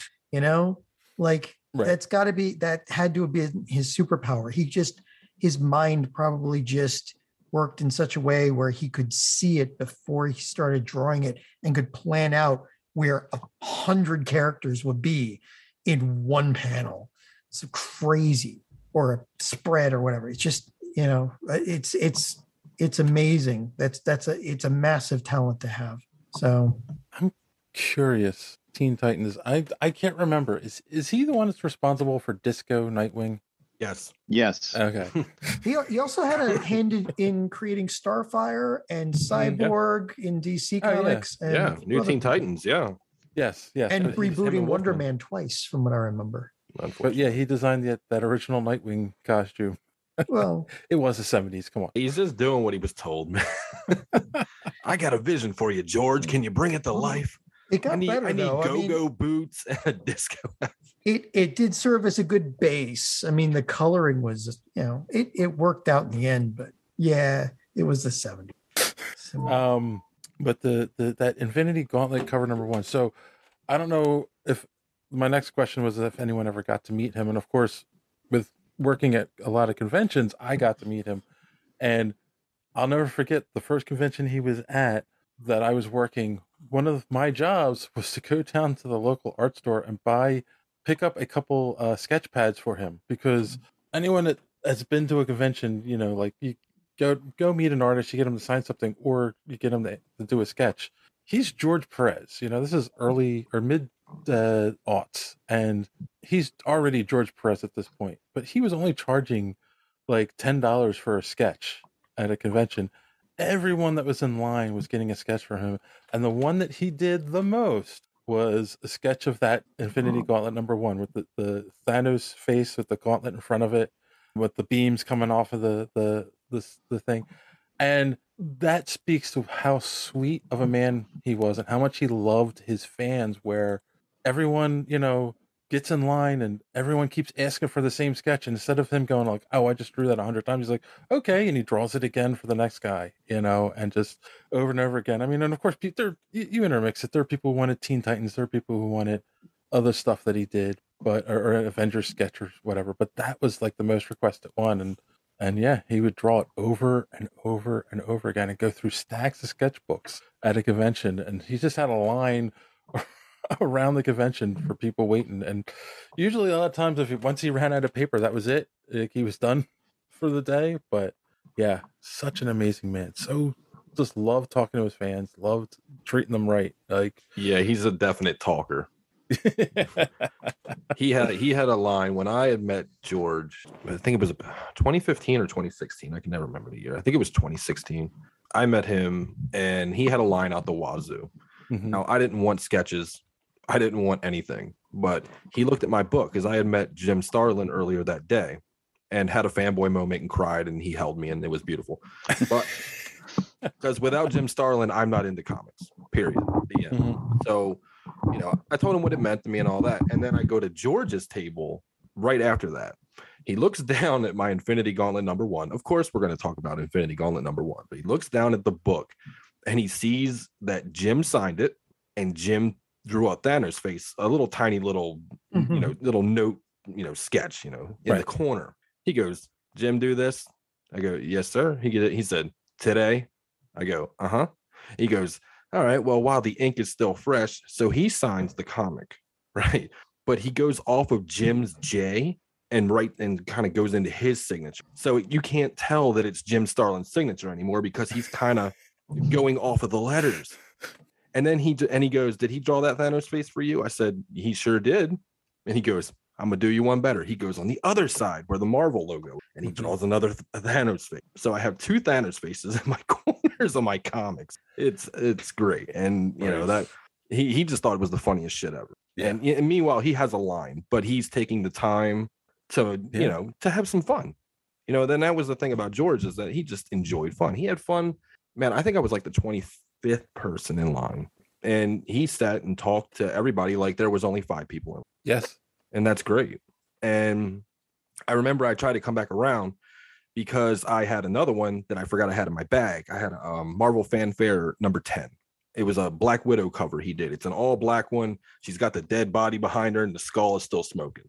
It's a great cover. It's Perez. If you don't know what it is, look it up. You can Google it. But I came back around in line and he goes, you're back again? I go, yep.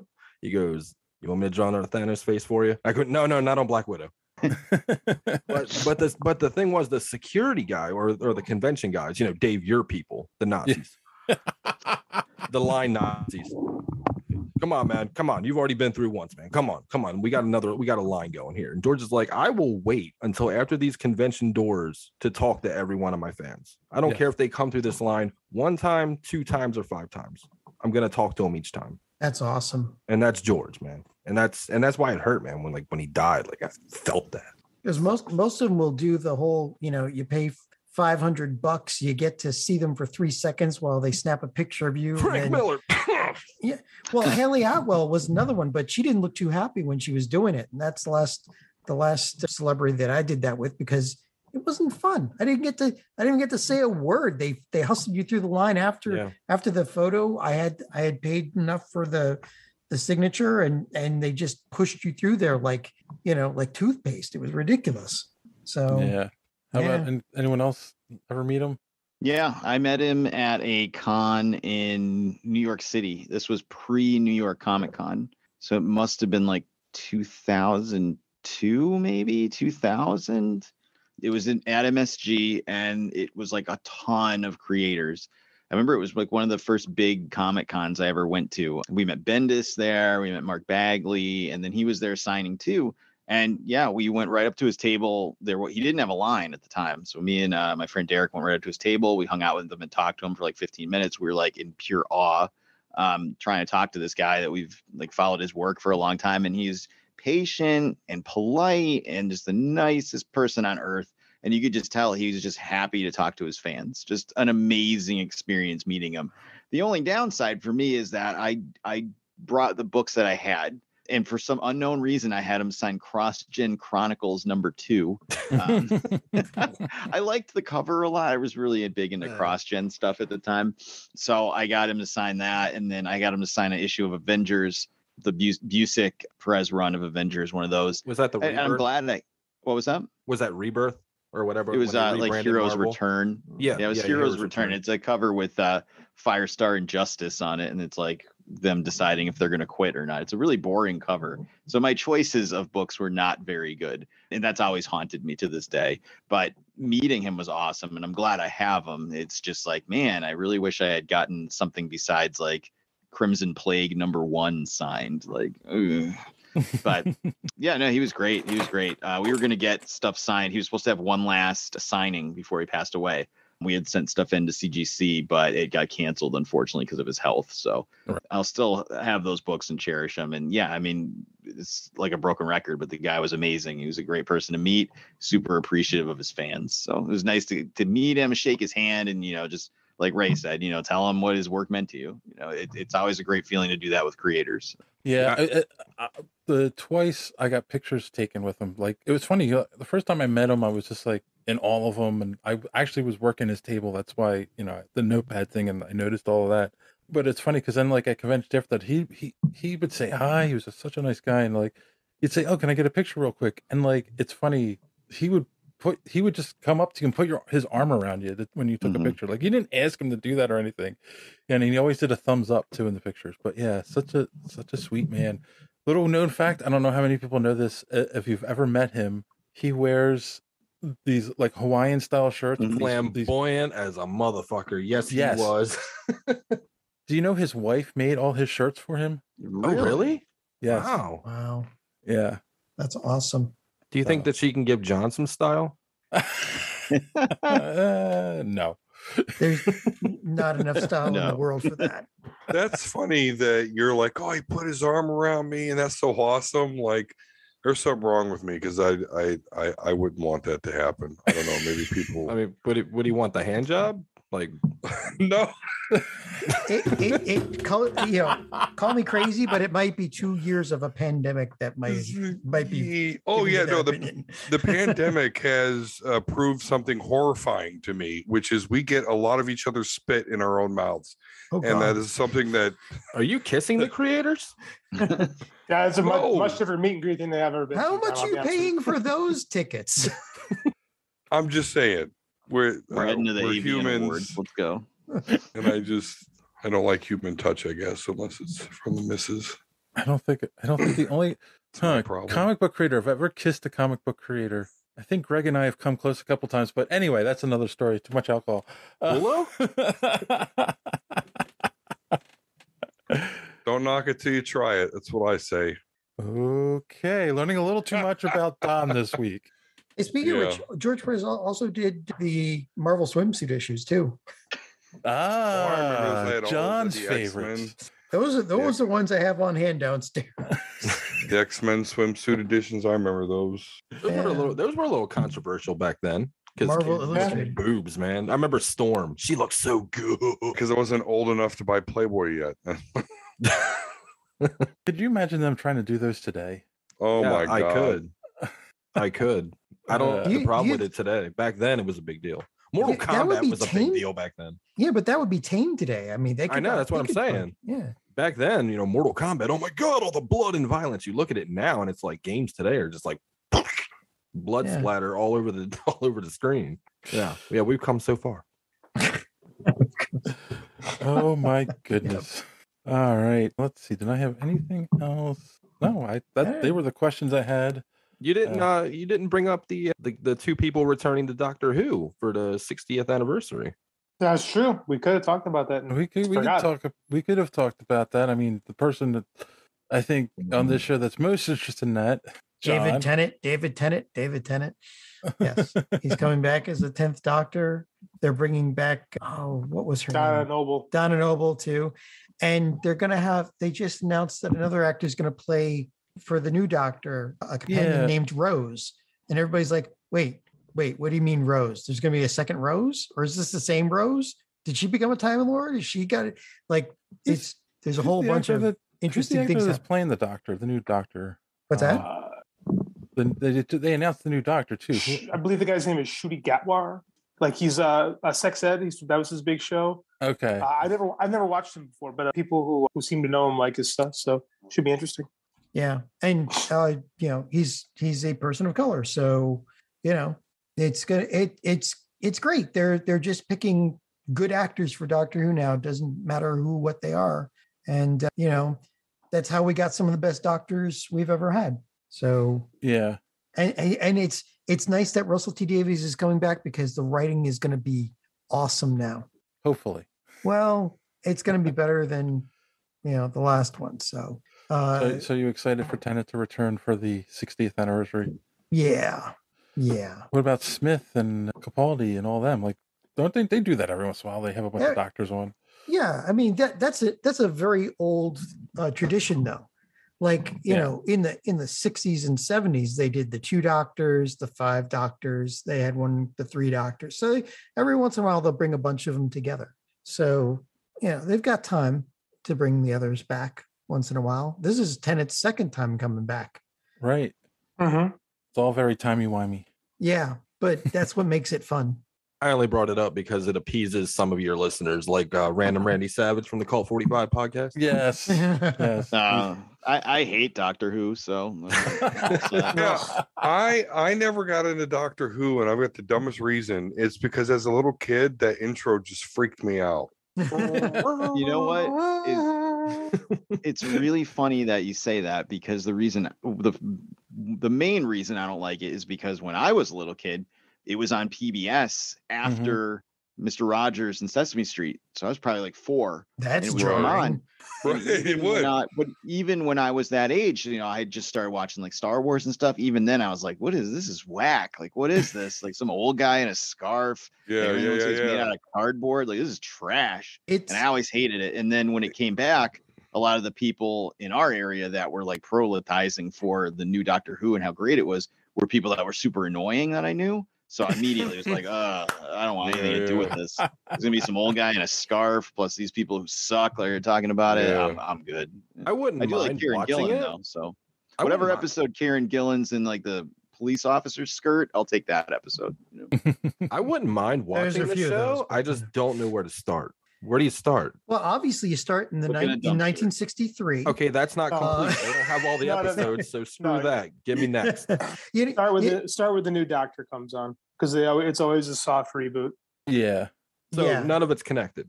Well, no, it's all connected. It's all connected, but it's a soft reboot. Like, so when you get a new Doctor, he gets a new personality, and then you get comfortable with the Doctor for a little bit, and then they start reintroducing his history and stuff like that. So you don't need 50 years of backstory. Let me put it in comic book ease, because Stan Lee used to have that. Everyone's comic could be someone's first comic, or every comic could be someone's first comic. They kind of say like one of the Doctors is your first Doctor. Like most people jump on when a new Doctor comes in, and they either love it or hate it, and then that becomes their Doctor though, and then that's like Bond. That's true. There you go. Yeah, no, it's very true, because like the first time I saw it, I just was flipping channels at my grandmother's house in, I don't know, early 80s, and I came across Tom Baker, the 4th Doctor. I think the name of the episode was The Ark, and it was like you said, it was the weirdest thing I've ever seen, because I hadn't been introduced to British cinema yet, or that sense of humor, or it was weird, but it was interesting. And every once in a while I catch it again, and it took years before I really could get my hands on it. So like, if you want to really start, you start with the 9th Doctor. So the one when Russell T Davies first rebooted the series in 2005 with Eccleston. So he'd be the first one you'd want to start with, because that was really the huge revival after a couple of years off, because the writing got pretty bad, and it lost popularity. But it was just too good to stay away. And then the Americans tried to reboot it, and we saw. So the British said, "Well, hold our pint," and brought it back themselves. They did give us Eric Roberts as the Master, though. It's true. Hold our pint and the fluoride that's obviously not in our water. Yes. What about the season 3 trailer for The Boys? Did anybody get a chance to watch that? I think we've all given up on The Boys. I haven't watched it yet. I try to stay away from trailers as much as possible, unless like maybe the first trailer for stuff. It's like a teaser or something. But this is, I think, the second trailer for The Boys. So at that point, I'm like, unless I absolutely the first one I have saw. to see it. I think there was like a teaser earlier, but I mean, I know I'm going to watch it anyway. So all I'm doing is spoiling myself. Well, okay, Joe, you read the books, right? Yeah, a long time ago, but yeah. So did Butcher get powers in the books? I honestly don't remember. I know that the story does not seem to be following the books very much. So there's a big twist in the books that I don't know if they're even going to attempt that in this because they have not set it up at all. So I don't think it's following much of the books besides taking like things here and there. So I think in the books they did take a formula that gave them like more durability so they could interact with the heroes or villains. Whoa. Pretty sure. What? Injustice ripped that off? What's that? Injustice? What? It ripped that off? What? It ripped off The Boys? Injustice, the game. The DC game. Where they took the serum and they became like more durable and they could tangle. Who knows? That's kind of, I mean, maybe. But I don't remember them ever getting superpowers like what they're going to do in the third. Well, they made it so it made sense that Harley Quinn could fight Superman, right? Serum and things like that. But yeah, one of the things that's what bothered me. Like, I didn't really like season 2, and then this idea of like, oh well, I like the premise, like these non-powered people going against the superheroes, kind of like the little guy against the corporation kind of analogy. And now it's like, okay, well now they have power, and it's like, oh well, then it's not interesting anymore. So. Well, I trust him. I liked the first 2 seasons, and I liked most of the animated show. So at this point, I feel like they've earned the right for me to at least check out season 3, and hopefully it'll be good. All right. The animated show is awesome. If you haven't watched it, it's like 15-minute vignettes about things in the world of The Boys. And there's some good stuff in there. It's some really funny stuff in there. So. It's actually on my list. I just haven't caught up to it yet. But I don't know. I'm not going to spoil it, but there's an episode with Awkwafina that is, my mouth was agape that this was allowed on television, and it's hilarious. Awesome. Okay. And it's got Awkwafina in it. Well, I think that might be a good place to put in a pin in it for this week. So let's go around with our new thing. You can either do a recommendation or what did you learn on the podcast this week, which I think is more important. But you guys don't like doing that. And of course, our guests can plug their shows one more time. So we'll start with our good friend Joey. So Wizard Podcast, weekly podcast, movie reviews, TV reviews, nerdy stuff. We got our YouTube channel with tons of other content as well, comic reviews, more movie reviews, interviews, all sorts of crazy stuff. Just go to sowizardpodcast.com. You'll find everything there, and you'll be happy, and we'll be happy. So that'll be cool. Thank you for having me on. My recommendation, DC Comics, World's Finest. So far, we got 2 issues out. Mark Waid writing. Cannot remember the artist off the top of my head, but I've been reviewing comics now for about 6 weeks. I've just been buying books and checking them out, and that book is amazing. 5 out of 5. Just bang up everything you want from comics. Big widescreen action, barely any continuity to get wrapped up in. Lots of fun and cool characters. So World's Finest by DC. Please buy that off the rack. Keep that book going. We need more books like that. Much less like Amazing Spider-Man. So. Okay. Cool. Ray? I learned that you do not need to watch every single episode of Doctor Who to get it. No one ever told me in 20 some odd years that I've known about Doctor Who. No one told me. So thank you guys. My recommendation is going to be, and of course, if you follow my Twitter at Gorilla Brain Pod, by the way, then you would know that I've been playing Evil Dead like crack. Okay. Really crap. Whoa. Evil Dead, the game, is if you love Evil Dead as much as I do, it is a wet dream for all you fanboys. I'm trying to get Don in so we can party up and play, and it is just so much fun. The references, the voice acting, Bruce came back, which is very awesome. The character selection has everybody from everything Evil Dead. Everything. I'm talking Ash versus Evil Dead, Army of Darkness. It's all there. Because Raimi has the rights back to Army of Darkness now. He can do things like this. Ooh.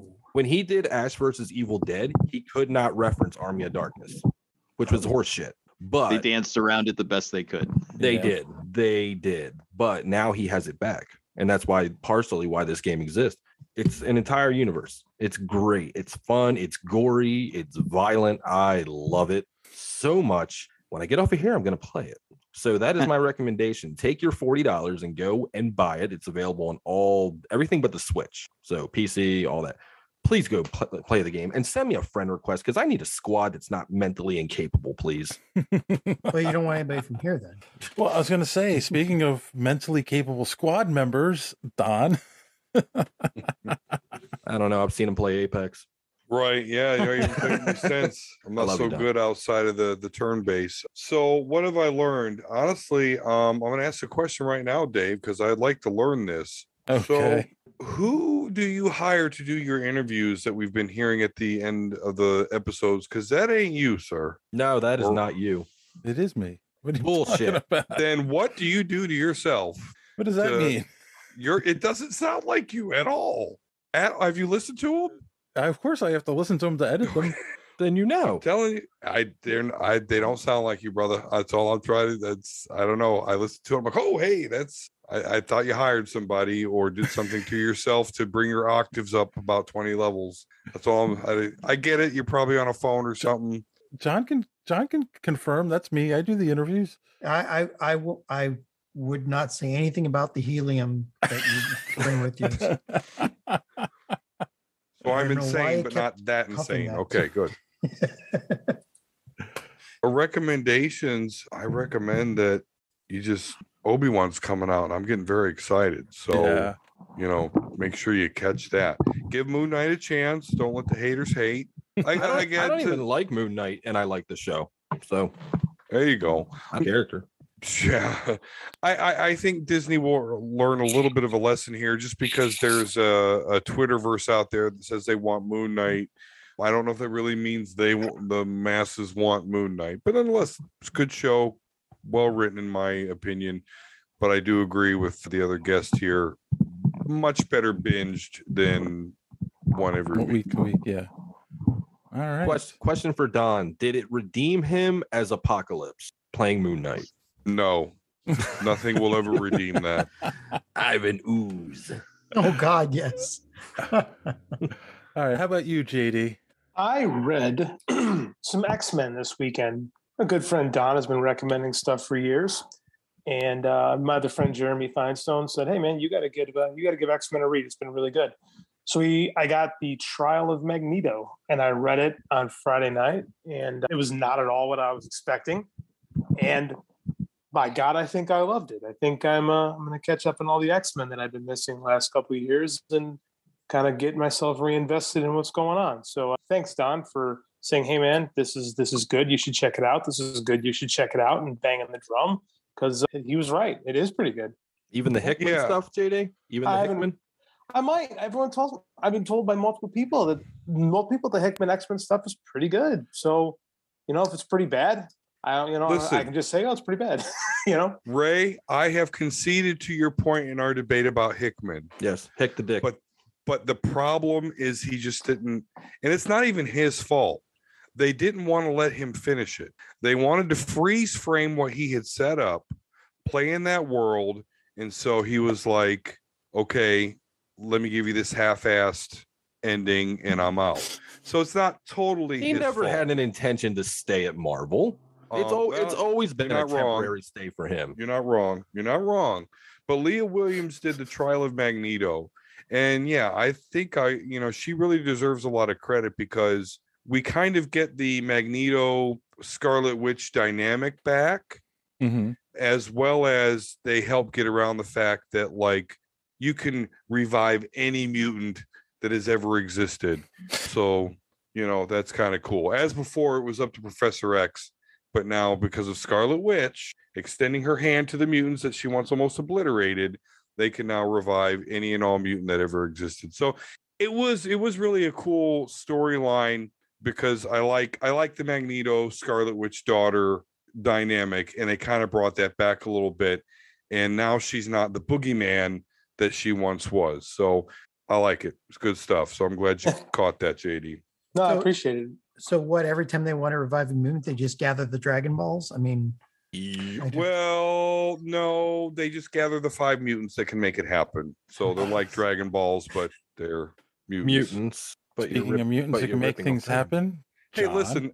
Yeah, go ahead. Okay. Say what you're going to say, Don. Well, I'm just saying, like, one of them. Okay, so there was this Bendis. You'll love this, 8-Bit Ray. So Bendis invented this mutant called Gold Balls, which his primary power was these golden balls literally shot out of his chest. Well, now here comes Hickman and declares, hey, those aren't just gold balls. Those are eggs. So it turns out the character that I always thought was ridiculous, named Gold Balls, is now one of the most important mutants that exist. And now simply called eggs because those balls are eggs that they use to incubate their revived mutants. Comic books are fun. Took me a while to figure out that was the same dude because I just jumped into the trial of Magneto. But yeah, it's cool stuff. Oh my gosh, gold balls. Listen, Hickman made Gold Balls and Cypher, 2 like completely useless and unimportant mutants. Oh yeah, Cypher very sucks important until now. Yeah. But now he's the only one that communicates with the island they all live on, and Warlock is on one of his arms. So you need gold balls to make a wish for the mutants. No, Gold Balls makes the eggs. Proteus is the one that warps reality to make the eggs viable. Like the dragon. Right. Like the dragon. Yes. And yeah, it's a whole convoluted. It's a whole Dragon Ball Just call him ripping off Shenron. Toriyama. Hence Dude, why how the many Eternals. Well, hold on. If anyone has had leeway to rip stuff off, it's the X-Men for providing the basis to the vast majority of popular fiction that exists nowadays. I just tweeted out like these Academy book stories are like some of the most famous, like most popular things going on in young adult fiction, and it's all ripped off from freaking the Xavier School from Gifted Youngsters, right? So it's about time that X-Men takes a little back for giving so much for the pop culture Cuisinart. All right. Yes, sir. All right. Get my stuff over with. All right. So for JD, I have a new title. Oh, please, let me hear.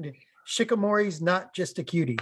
Clearly. Oh, man. Yes. What is this? Explain to me. It's a slice of life thing, but it's about a guy. It's about a guy who's prone to he's he'll trip if there's like a pebble anywhere. But his girlfriend is super awesome and just is really. It's slice of life. It's not. There's no fighting, no super Sentai, no nothing like that. No zero interest. It's I know, but it's actually these days it's nice to have some cotton candy to eat once in a while. But I recommend Ascendance of a Bookworm. It's another kind of slice of life thing. It's actually an isekai, but meaning somebody dies, goes to another world. But the world building is unbelievable. How deep this thing goes. Like they're on the 3rd season now, and you're still figuring out stuff about how the class society works, and all the different. It's Game of Thrones before Game of Thrones sucked. And the other thing is, I learned more about George Perez from you guys, and I'm even more sorry to see him gone now, because as somebody who did, basically dodge security and run from handlers to get interviews with some of these people. That's some of the because stars. you were naked. Well, only sometimes, but it just, it's really nice every once in a while to meet somebody like that who actually liked the fans and wanted to talk about stuff like that, because a lot of them don't. No, there's a difference, man. The difference is that there are some artists out there, and I've met a couple of them. I'm not going to put names out, but they treat it as a job. Mm-hmm.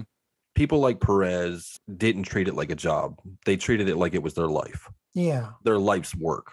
And I think that's a big difference. So, George treated it like it was everything to him. Yeah, it was. The fans, the art, everything. George loved it all. That's it. Oh, rest in peace for him. I learned that if Don has enough beers in him, he's willing to experiment. But I already knew. Don't discriminate. And I will also recommend that you go to superheroespeak.com, where you can find the podcast every week. The links to all our social media at the top of the page. Comic book reviews by our good friend D Square. And I don't have anything to recommend this week. It's been a boring week for me, work and whatnot. So nothing new. Hopefully I have something next week. So until then, as always, thanks for listening. Don't let your cape be caught in the door. Have a good week.